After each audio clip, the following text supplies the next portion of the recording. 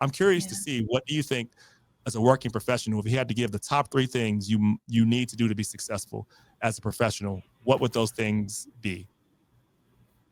Number one, you must understand business perspective. So this is where the white collar recession piece comes in. As I mentioned a few moments ago, we have people that never really had to struggle because they did the things, right?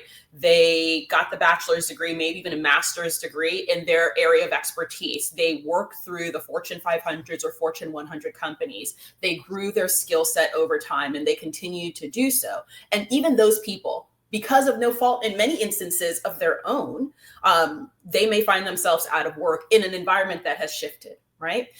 For some of those individuals, and I'll speak to the tech industry professional, but also beyond that, whether we're talking about someone that's in accounting or someone that's in education or some other piece, they really didn't have to know how the business made money or really have a full understanding of how the business that they were working for, the company that they were working for, made money. What was the competitive set around them? What were the things that were shifting the decision making in the company? That was something that no one really wants to talk about this. That is not the case anymore. So understanding how the company that you're considering working for, that you currently work for, how do they make money, right? Is the competitive set around that company doing? Because if you do not believe that many of the layoffs that were happening in FANG companies were happening because the competitor across the street, right?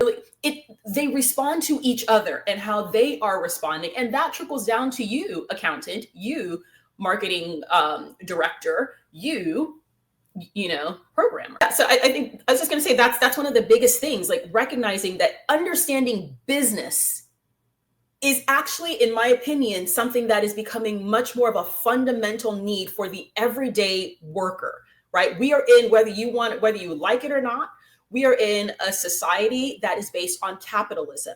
Businesses are in business to make a profit. They are not in business to help you feed your family. A business is a business in order to make a profit.